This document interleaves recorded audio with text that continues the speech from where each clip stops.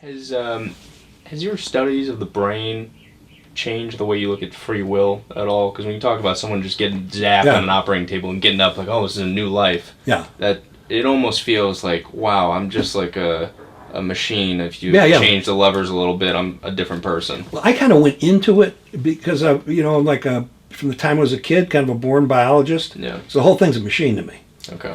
And it's part of my personality, so you can't use me as a, sure, as a typical scientist that way. There's a lot of, there's a fair number like me. So there's nothing special about me except I have a natural bent to see everything as a wonderful machine. And I sit in the back and watch, birds do things and monarch butterflies. I can't even believe it. Yeah. And I'll just get engrossed in it for like days and days.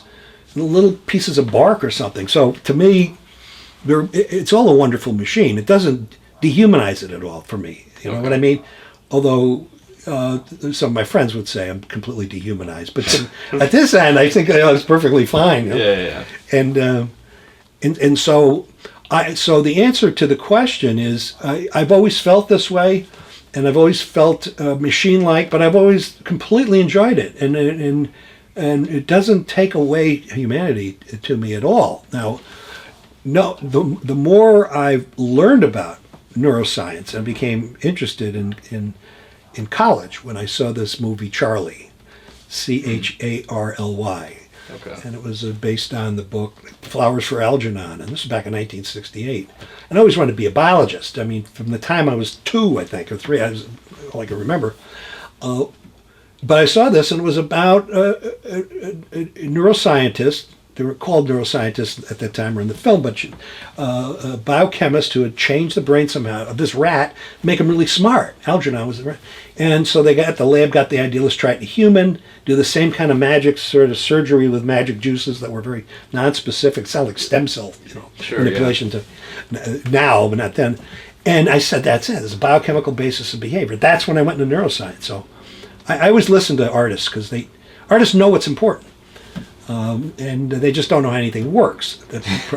Whereas the scientists know how things work, but they have no idea what's important. So I very keenly attach myself to artists, poets, not so much poets, because I don't understand poetry, but playwrights, writers, and artists, because they instinctively know stuff. And so, and that was my first experience with that. And that's when I decided to become a neuroscientist. And that was a machine thing, right? This is the biochemical basis of behavior, and it turned out to be true. I mean, it was like an aha moment, not my aha moment, but I said, that's it. Yeah. And then from that, I would say over the past 15 years, 10 years, but even 10 years, and especially the last 5 or 6 years when new research has come out to show the fundamental basis of what infants know when they're born.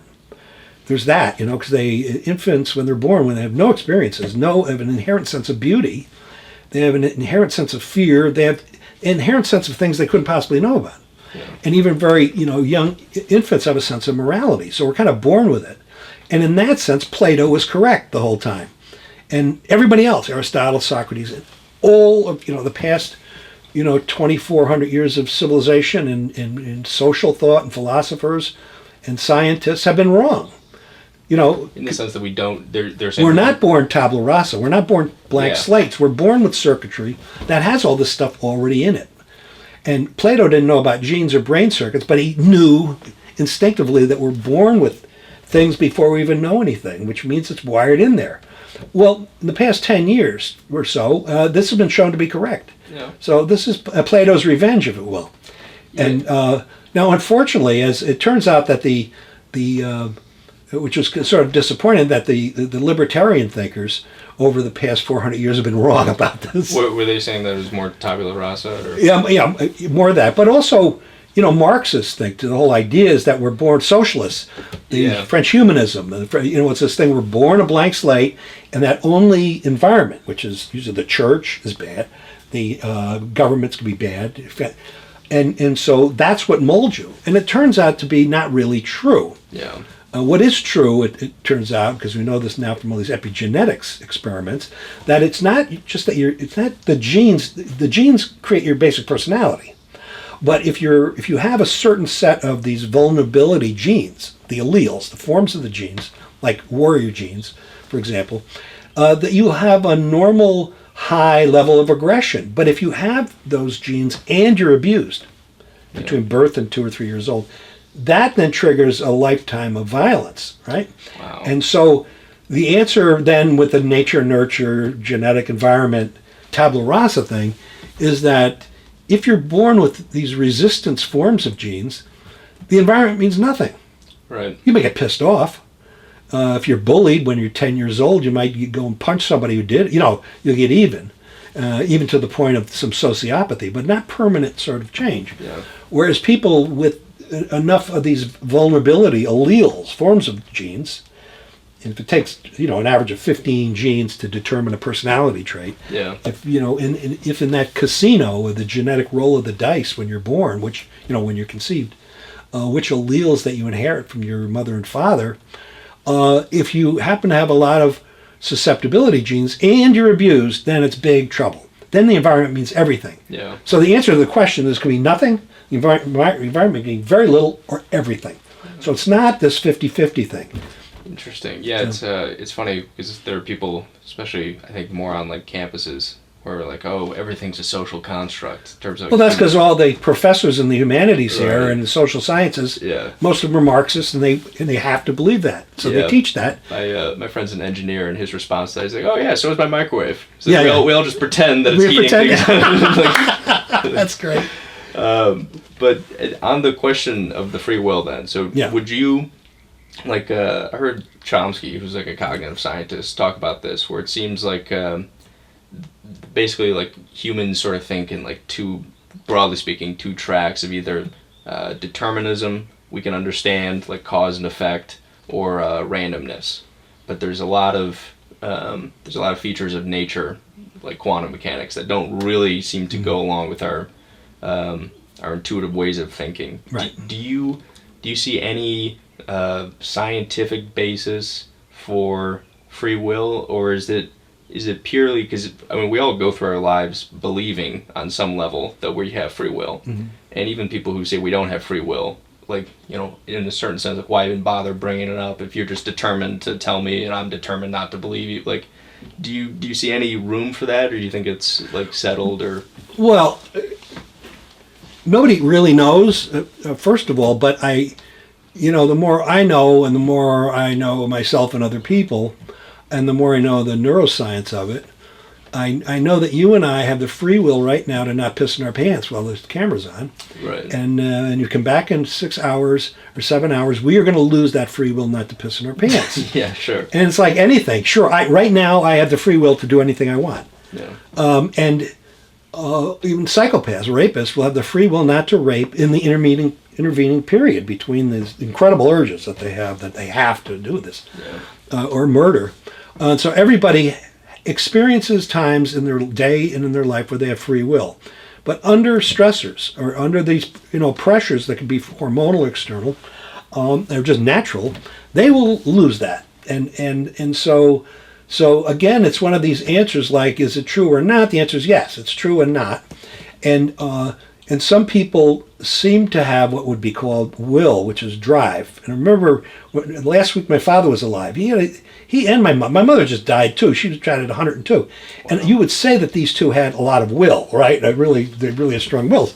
And he goes, but he never talked about it much, and she didn't per se. They just had it, But I said, is there anything? He said, you're dying. Is there anything that just amazes you? And he goes, yeah.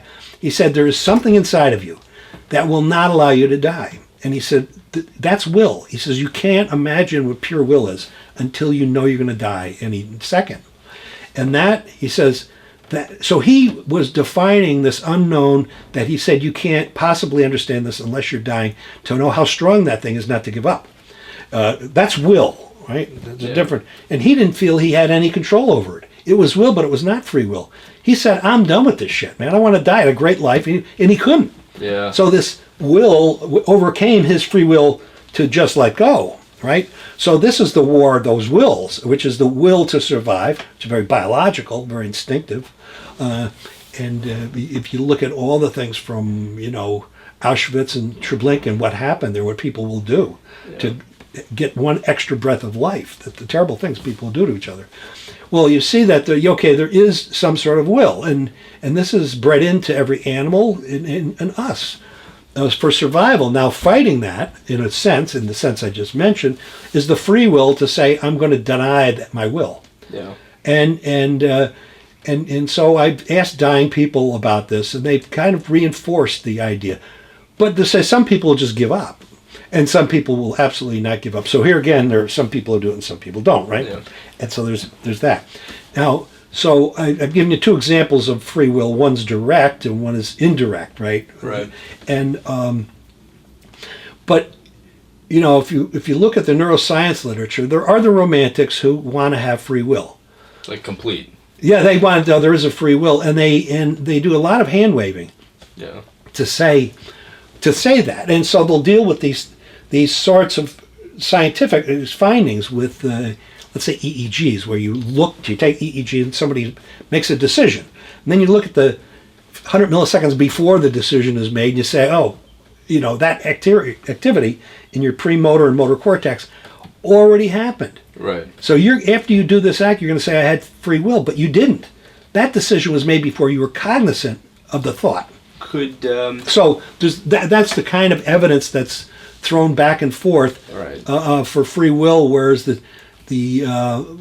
some of these physiological evidence in brain sort of recordings would say your brain makes a decision, and then some hundreds of milliseconds later or seconds later, you said, I decided that. And the tip of your frontal lobe didn't decide. It was done prior. So, but there are arguments against that too. So that's still up in the air. But there are a lot of romantics that are in science, and especially writers of science, journalists of science, of course, are very romanticized, and they want a passion and all this stuff like that. It's our job as scientists to get rid of that passion, at least in our own laboratories. Yeah. On that exact same, when you have 100 milliseconds beforehand, you become conscious of a decision. Does that inevitably entail that just because you haven't become conscious of it, it was not quote unquote your decision? Well, I don't know of a study where that was measured, and then they had to tackle a guy from doing something. Sure. Yeah. It's a self-negating sort of experiment in a way.